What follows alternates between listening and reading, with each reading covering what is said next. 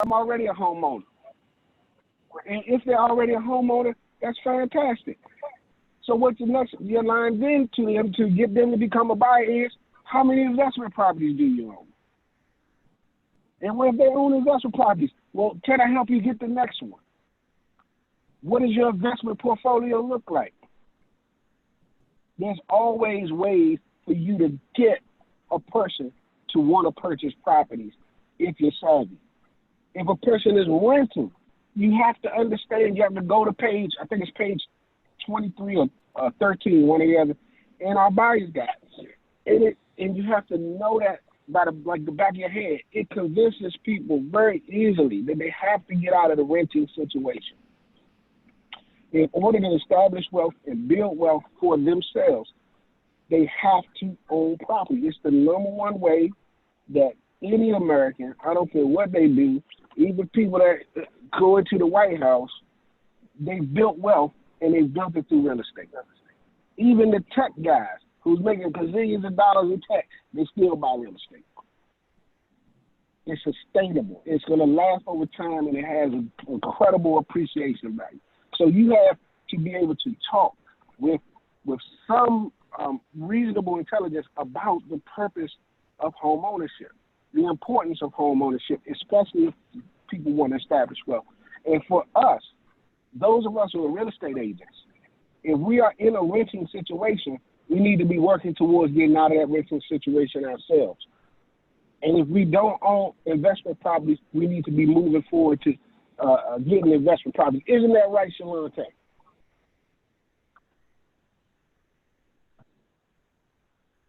I think she's on mute. Got me on mute. She got me on mute. Okay. She wasn't ready. I told Shalante to be ready. She's my go-to person. But Shalante, the reason why I'm picking, Shalante is an investment guru. Shalante buys her own properties. Okay? She buys her own properties, she fixes them, she flips them, and then she markets them herself. She's getting all the commission. That's smart. We look, we reward that at Port House. We're excited about that. I'm gonna let you take over for a second, Jack. Okay, so I'm just going to dive a little bit deeper into the things that you've already unpacked last week. You were talking about converting leads into buyers. And one of the most important things for all of us to understand is this is going to be what our process looks like for the vast majority of buyers that we work with in the Prince George's County market. If you're working in the DC market, if you're working in your Northern Virginia market, they're each hyperable. But in your Prince George's County market, most of your buyers, like Shay said, you're going to have to go through a process with them of preparing them. I would say about somewhere between 70 and 80% of buyers need a little bit of preparation. You may have 20 to 30% that are going to come to you and they're already prepared with the CIA that Shay was talking about, and that's your credit, income, and assets. So I want to make sure that we all understand what that entails and what conversations we need to have with them. With regards to credit, ever since COVID began, there's a new guideline that says that buyers' credit scores have to be 640 in order for them to be able to qualify because of everything that's going on with the market. Now, before that, we were able to get buyers approved at 580 or more. So you want to make sure that you're having a conversation. 640 is what they need. A lender may be able to do it at 620, but it's in your best interest and theirs if they are at 640. So that lends itself to even more truth for what Shay was saying. If a buyer comes to you and says, okay, well, I want to purchase in the next 6 months, you don't wait 6 months and then come back to them. You're going to forward their information over to the lender now, because this is going to be the time when he's going to start working out that credit, income, and assets. Because if they are now, say by chance they're at a 602 and there's some things that he needs to tell them to do or not do so as to get them to the point where they're now pre-approved to purchase, you want to go ahead and have them to start that process now. Income, so job history and all those things. They need 640 in terms of a credit score. They need to have been on their job for at least 2 years. They need assets for their down payment. So usually they're going to need 3.5% at a minimum for their down payment, unless they qualify for some type of first-time home buyer grant or loan or some type of program.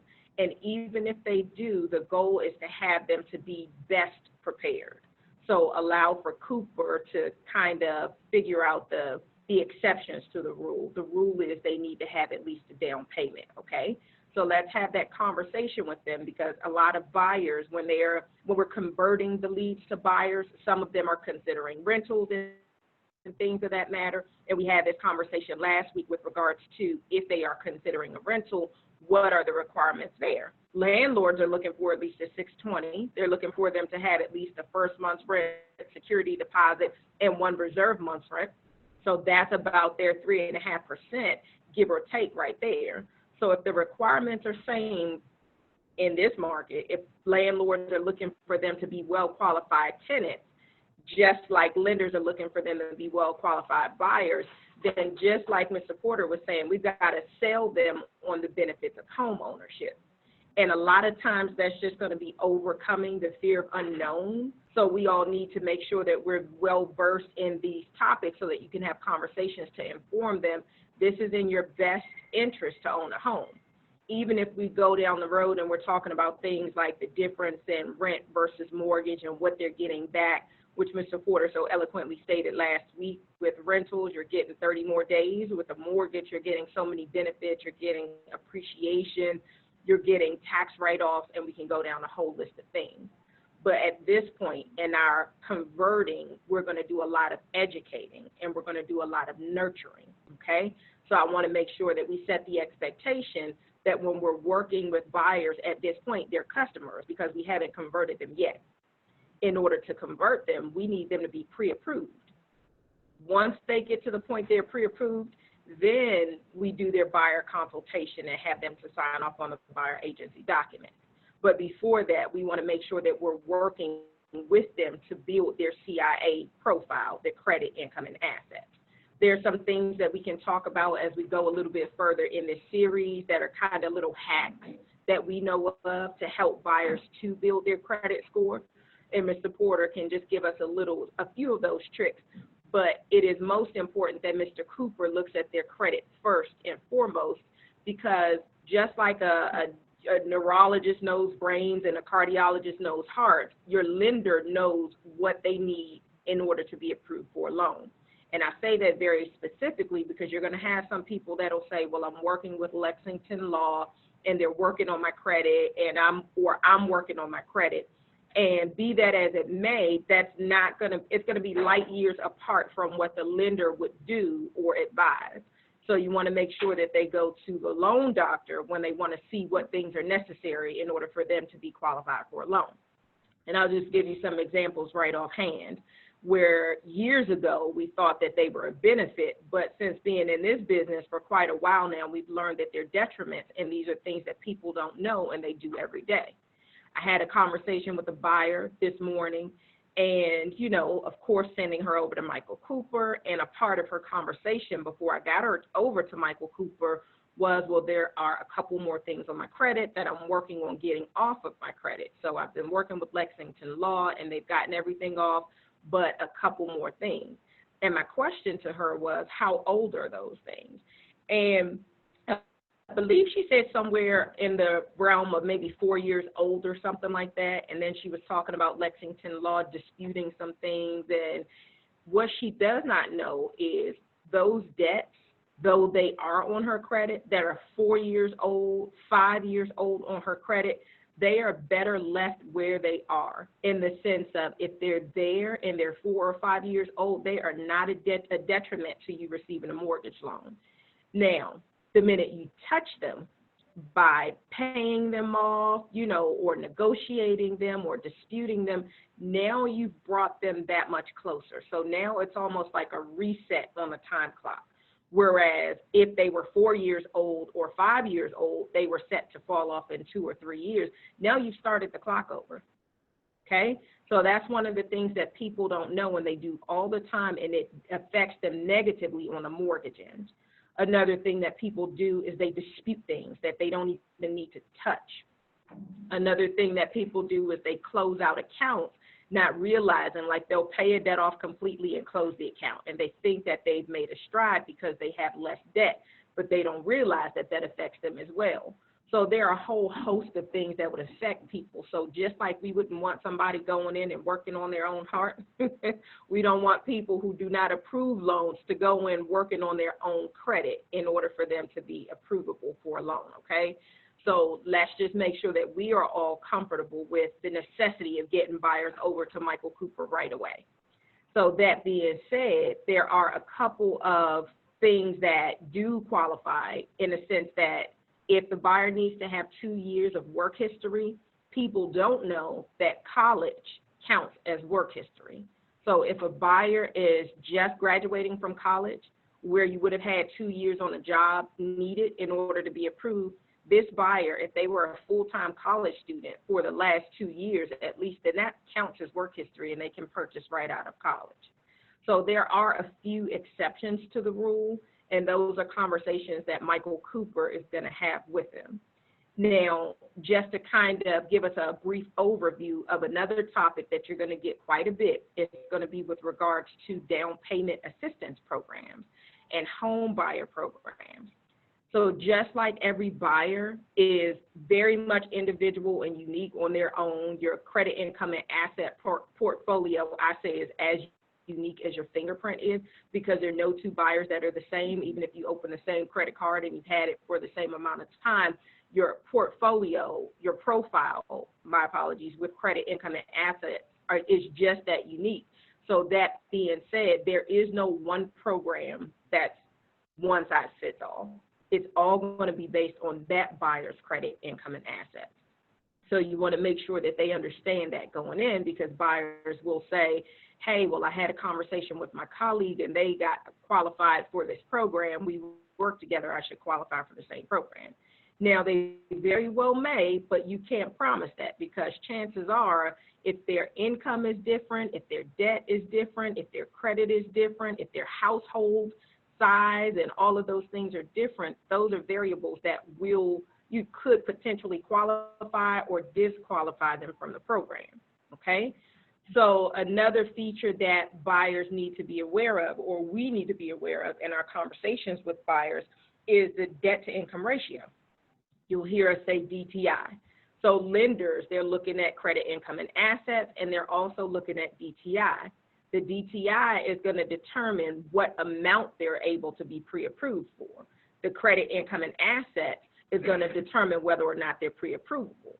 And what I mean by that is it's a sliding scale, because if you have a buyer that makes $200,000 a year, but they have, $12,000 a month in debt, that buyer would likely be pre-approved for less than a buyer who makes $90,000 a year and only has $2,000 a month in debt, because the debt to income ratio is far different.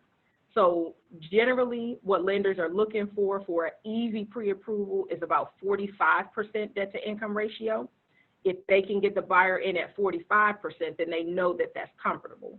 Now, there is some wiggle room, and Michael Cooper will talk to us in detail, because we've seen Michael Cooper get some of our FHA buyers approved for up to 55 and 56% debt to income ratio. Just in case all of us are not familiar with what the debt to income ratio means, is simply how much is the debt in comparison to your income. There's a front end and there's a back end. The front end is the cost of the house. We'll use simple numbers. If we say that the cost of the house is $2,000 a month and your income is $4,000 a month, then the debt to income ratio is 50%. That's your front end, okay? Now, if your other debts add up to another $2,000 a month, then you kind of have a problem there, because if the goal is to have 45% debt to income ratio on your conventional loans, then you're well above that 45%. So then what happens is the cost of your pre-approval will then go down to that 45%. Not going to go too much into detail, just want to give you an overview so that everybody understands what lenders are looking for, so that when you're having a conversations with the buyers, you're not surprised by the questions you're getting. All right? Does anybody have any questions before we move on? If so, feel free to unmute yourself. All right. We'll move on.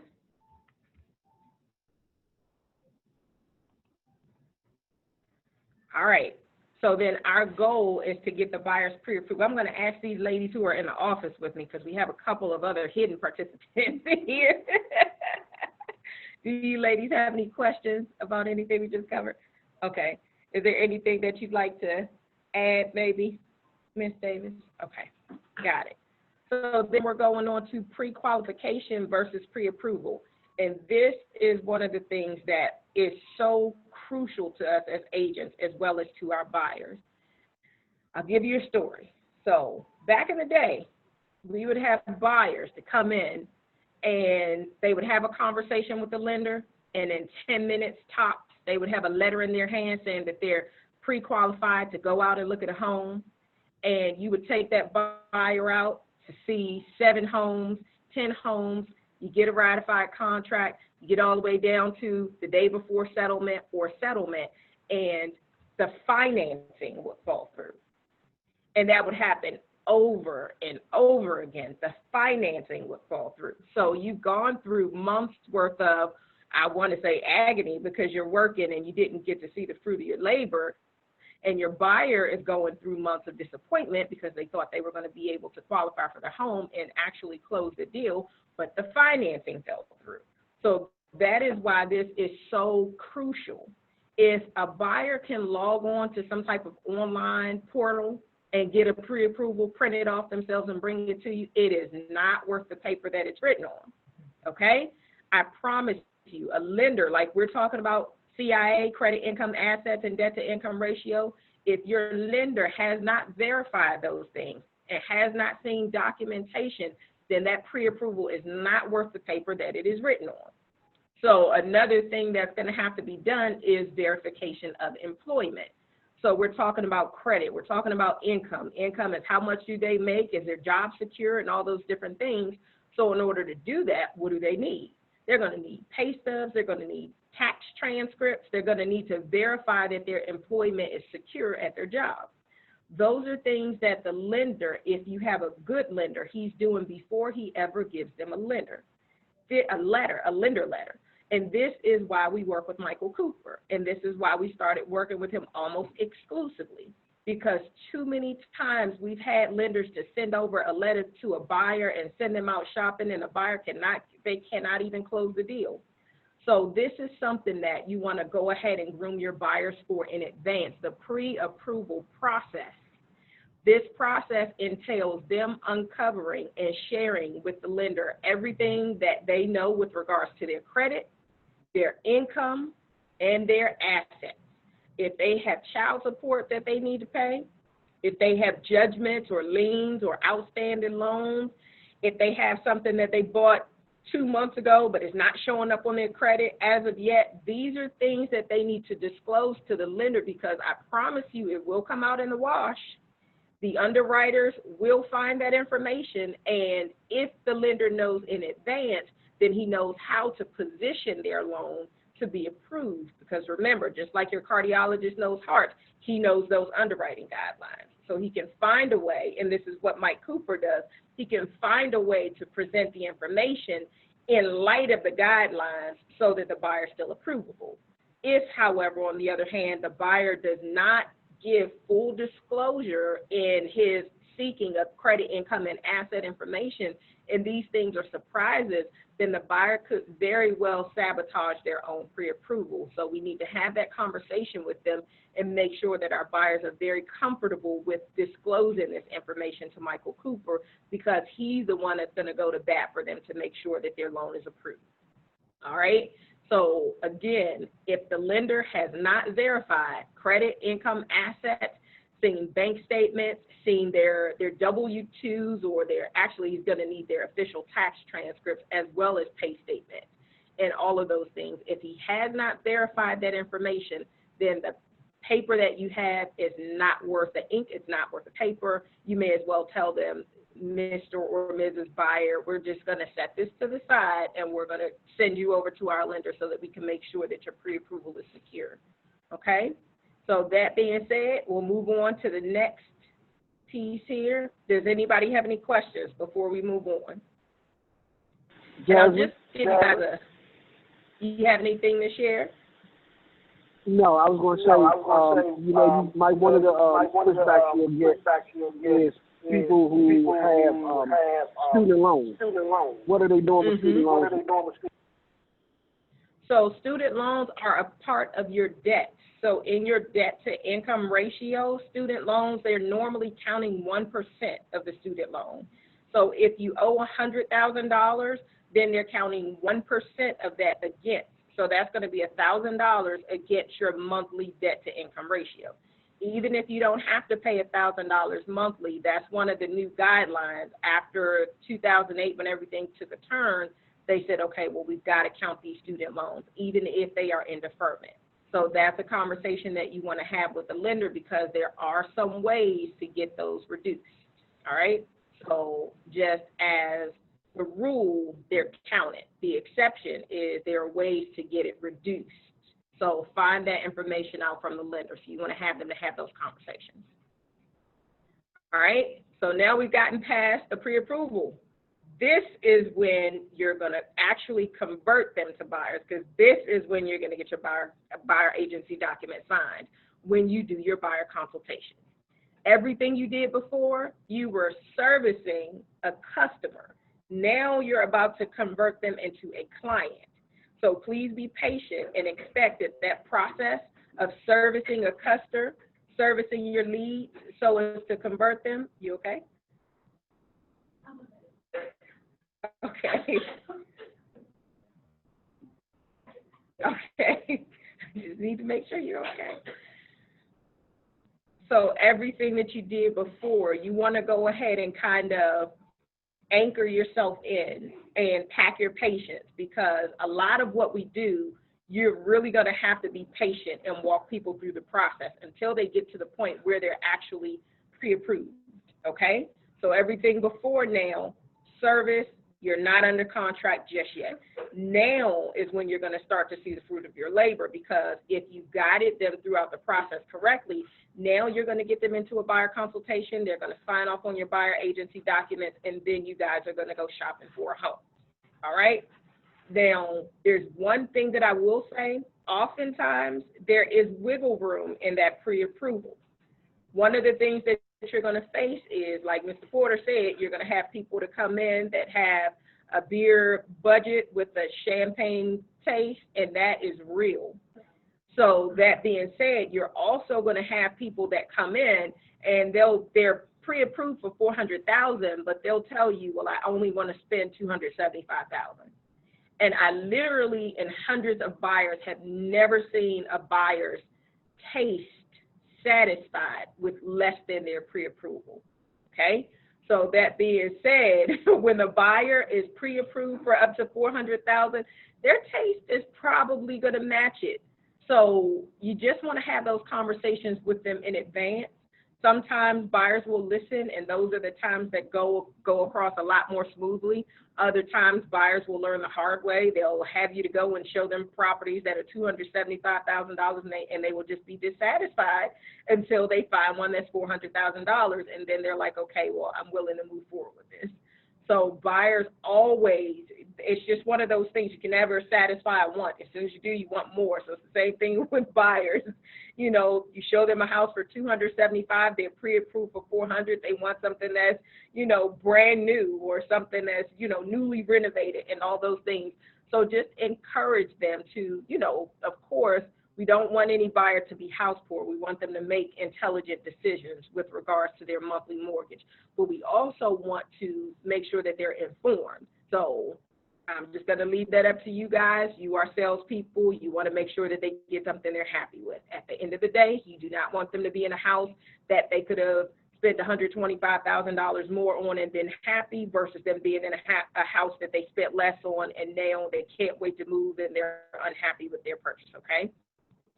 So in your buyer's consultation, the supporter talked about how you're establishing expectations and establishing trust, fees, and all of those things. One of the key pieces that he mentioned there is in your buyer's consultation, you are establishing yourself as the professional.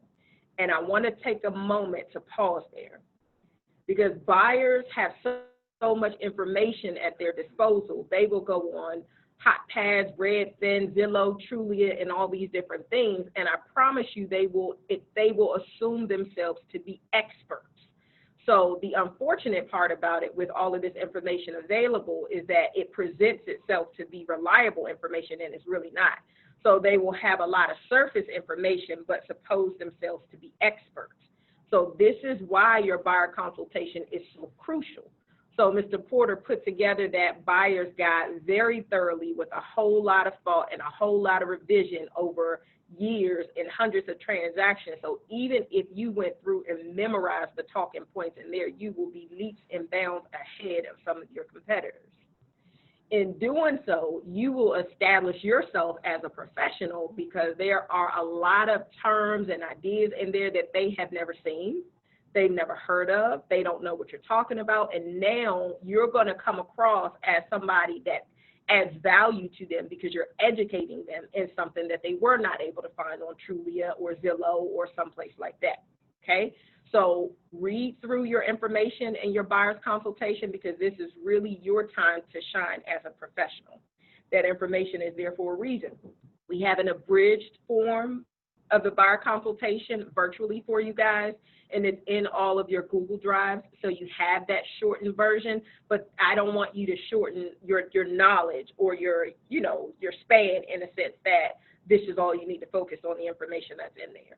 You will focus on that information in your buyer consultation, your virtual consultation, but you need to have depth.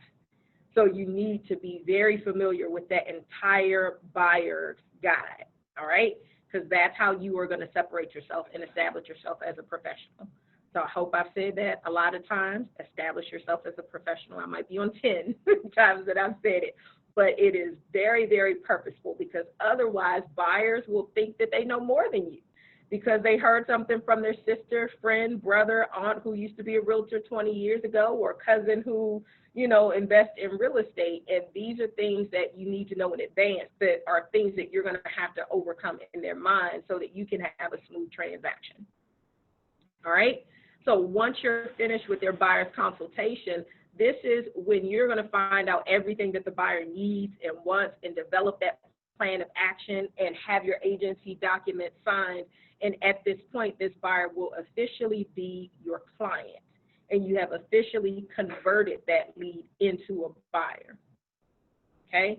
Another thing that you will have done in that buyer's consultation is you will have earned your commission as well as your brokerage fee that you're asking for the buyer to pay.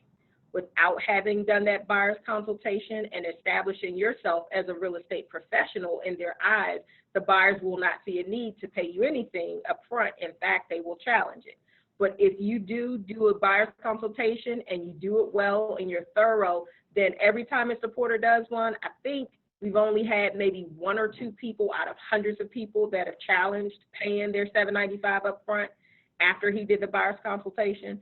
So that's probably 99.99% of people do not have a problem with it because it's all in the way that you present the information and you establish that trust and you establish yourself as the professional, and they're seeing that they're getting a value. So it's a benefit to them. They see that you are adding value to them, so now they're willing to pay for it. You're talking about things that you're going to get for them in the transaction, and we'll go through that when we talk about the negotiations fees. All right? Any questions before we move on? All right. So I'm going to touch on this briefly, but this is going to be important too. Your buyers, you'll set up an auto email for buyers, but I promise you, your buyers will not stick to that.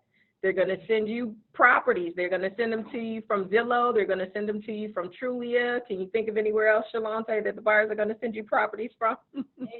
They're going to find properties in various places. And one of the ways that you overcome this in advance is you explain to them the difference in our systems versus the systems that are available to the public. Your website, like your Zillow, your Trulia, yes. Can you hear me? Okay, I'm sorry. I was trying to chime in a little bit earlier. You were speaking, before you get into this section, you were speaking, and you're gonna have buyers, and I think Kara's on the line. I've worked with Kara on some of her new buyers, and they purchased homes before. and you're going to have some of those clients who have purchased homes before. Do not be intimidated because they've purchased homes before, especially if they've purchased them before the market collapsed in 2008, which most of them probably have. So they purchased a house. You just need to simply say to them that there's a lot of things that you were able to do when you purchased your house that we can no longer do in the market. And this is why I want to go through this buyer's consultation with you. So that's really simple, and it engages their attention. And I want to encourage you guys to make sure that any kind of pushback that you get, or even if it's not a pushback, even if it's just a matter of, I purchased a home before I kind of know this information, you want to make sure that they know that we didn't have technology like we do then, so there's going to be a little bit of change with that. There's a lot of things. We don't do a lot of paperwork in our brokerage. So I just kind of want to walk you through how we do things now. So just make sure that you're encouraged to even engage people who have purchased homes in the past. That is an excellent point, and I'm so glad you made it. We've worked with buyers, are currently working with buyers who purchased multiple homes in the past. When we go through our consultation, they learn something every time, and they're like, wow, I purchased 3 homes before, but I never knew that. We had a solar home last year, and after coming to one of our home buyer seminars, she learned something that she didn't even know as a homeowner. So there were advantages that she had as a homeowner that she never even capitalized on because she was not even aware. So I'm grateful that you one home, 2 homes, 4 cases, because this information is valued no matter how many times they purchased it. I promise. So even as agents, it's a value for us, very much so, to learn this information so that you can have this dialogue with your client. Because again, it just separates you, sets you apart as a real estate professional. All right, great point.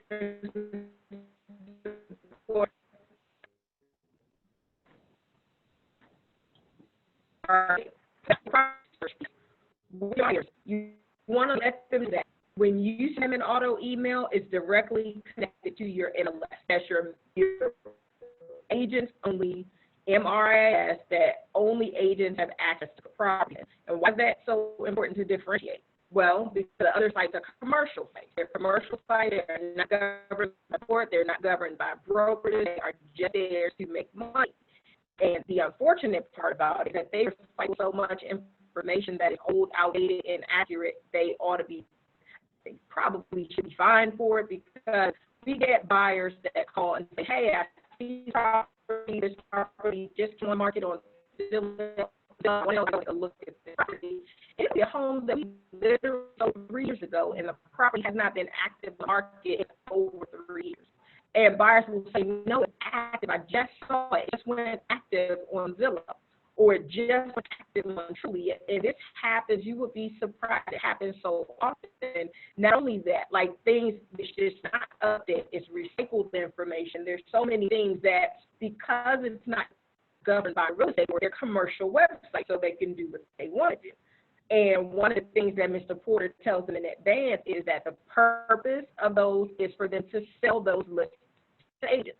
So they put out as much information as possible. It is not guaranteed to be accurate, to date, or even truthful information. It's just commercial information.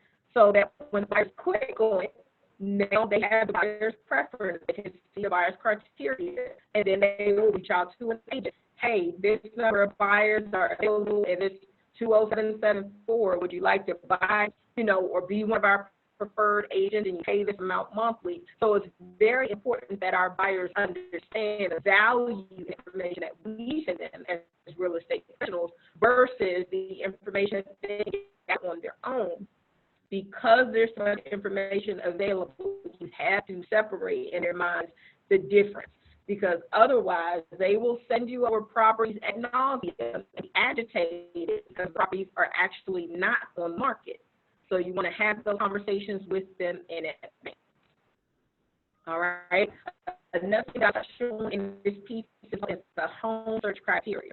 when you're working a husband and a wife or partners or, whoever they are, if they're purchasing together, they need to be on one accord with regards to what their home search criteria is. They need to have those conversations in advance, and they need to share with you what their unified vision is for home. And I say that because you have two people purchasing together, and one person wants to build, one person wants to resell, one person wants 5-bedroom, one person wants 3, one wants to live in Howard County, one wants to live in Charles County. You're going to do a whole lot of around and will get probably very little return on your investment of time. So you want to spend some time with them in conversation in the beginning, just let them know how important it is for them to have one vision, and then let you know what that is, okay? Do you have anything here, Mr. Porter, before we go on?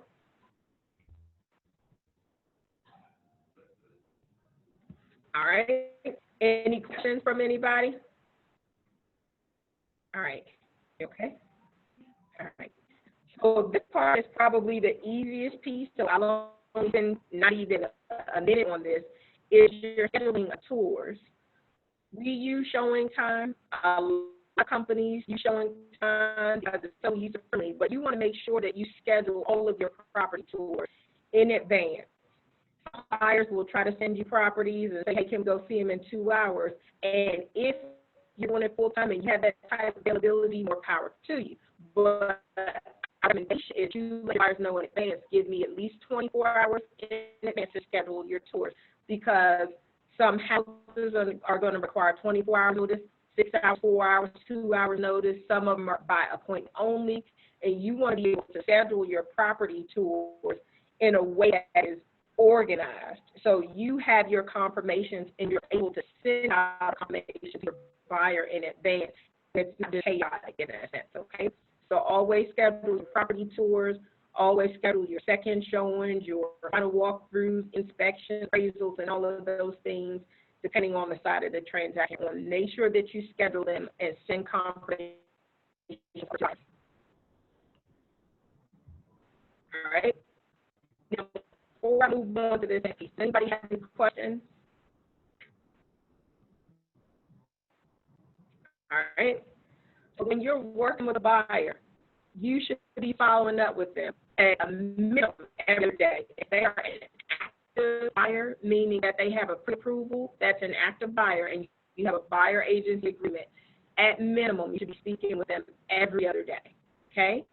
That is so essential, because the last thing we want is a buyer who is active and now they've gone cold because they heard from their agent in a week or 2 weeks, and now they started working with another agent or something strange like that. So make sure that you follow up with your buyers. This is important. When you set up your search in Bright MLS, you can actually see when they review the properties that you sent to them, it'll tell you the last time they visited that report. It'll tell you which properties they favorited, or the ones that they put in the trash, or the ones that they set as possibilities. All of these things are recorded for you in Bright MLS. So you want to go into the system also and take a look so that you can see what's going on with your buyers.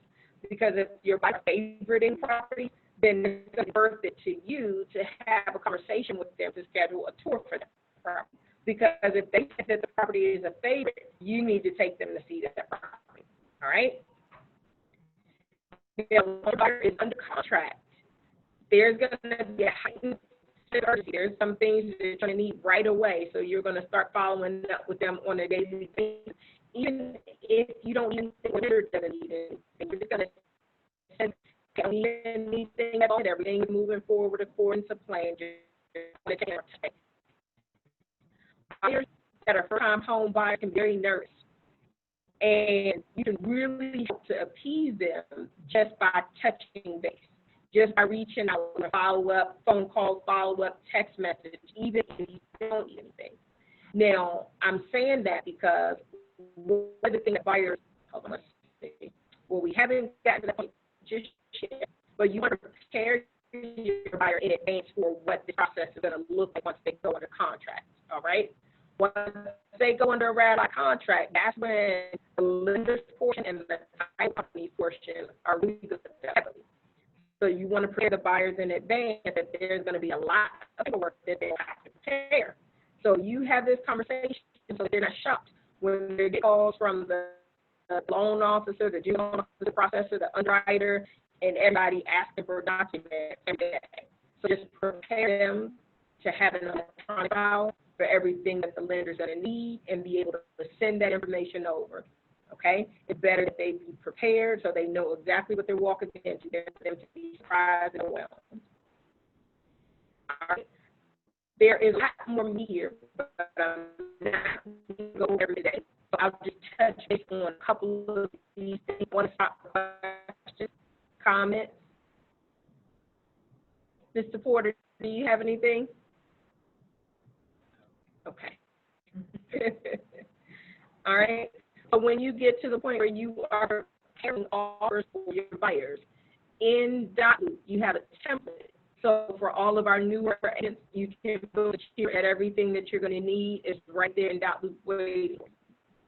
Some things are property specific, in which case you just go to the library and pull those things in. But your general template is already ready for you. So Mr. Porter is going to go through writing offers, writing offers, and all those things with you. But for now, just so you know the framework, what you need. You're going to need your offer template. You're going to need the lender letter that we waited on. You're going to need your earnest money deposit. You're going to need your disclosures and a seller letter. So a letter to the seller is not something that's required in real estate. It's just something that we need for. In a market such as one in, so competitive, you want to make sure anything that you can do have your buyer to stand out from the crowd, you do. So a personalized letter to the seller is something that helps your buyer to stand out from everybody else. I'll give you one story that helped us to make sure that we do this on an ongoing basis. This was a practice that we adopted probably 7 years or so ago. And on one transaction, we did not do it. It was a very quick turnaround. We had to submit an offer right away. They had the property, and we had to hurry up and get it in. Well, we submitted an offer, a very aggressive offer, very well written offer, and our offer was not accepted. The agent called, the listing agent said, well, the seller just wants you to know that if your buyer would like to be the backup offer, they're willing to accept them as a backup offer. Their offer, was a very aggressive offer, and the seller appreciates it. She went, however, with the offer of a buyer who submitted a seller letter. The buyer connected with the seller through the letter that they wrote. So that buyer's offer was not better than your offer because your offer was just as strong. It all mirrored the other offer. But what made the difference was this letter to the seller. So that being said, anything that we can do to position our buyers for success, even if you're pressed for time, do not let that come between, you doing what's necessary to separate your buyer from the rest of the pack. We learned a hard lesson that one time, and we said we will not do it again, especially in a competitive market. All right?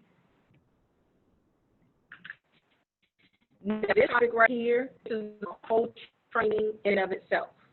So we are going to defer until next week for the rest of this information because I don't want to shortchange you guys because there's a lot of need to be had in the negotiating offer session and the ratified contract. I'll just give you a brief overview of where we're going to pick up the inspections, the appraisals, and things that you need to know. All these things are going to continue next week. All right? But just so you have an overview, we're going to go ahead and start here. Does anybody have any questions, any comments, anything you'd like to add? All right, so let's see.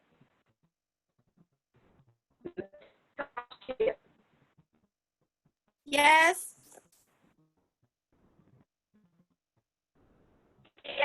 What did you learn today? I'm sorry, I can't hear you. I said, what did you learn today? What did I learn today? Yes. Oh, okay. Let me Mhm. go back through my notes. Okay. I learned that for the DTI, the amount to get pre-approved and how much that compared to income ratio, the pre-qualification versus pre-approval, verification of employment, student loan is debt 1%, buyer's consultation, establish yourself as a professional.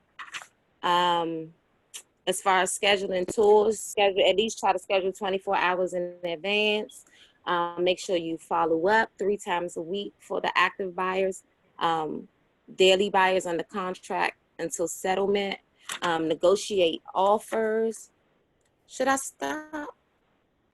Girl, you are awesome. So I think I'm going to ask you to take notes for our trainings from here on out. Thank you for volunteering because your notes were so thorough. I just want to commend you in front of everyone, okay? And we have another who are in the office, so they're kind of hearing participants, but they hear you too. So that was a great job. Thank you.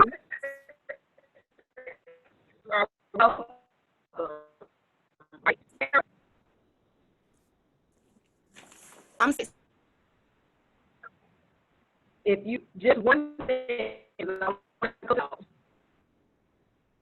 Say that one more time.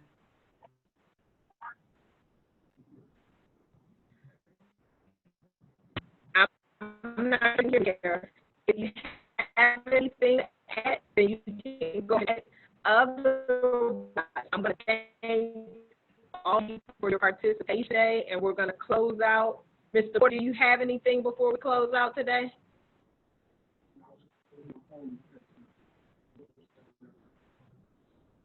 Oh,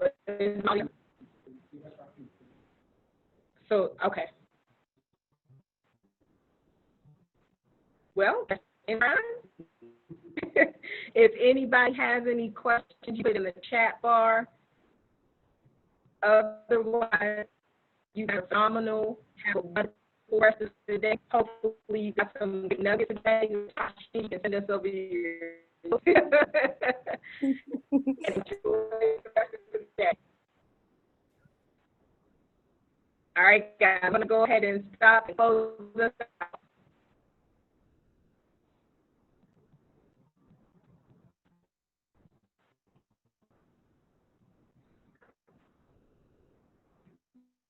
Have a good day, everybody.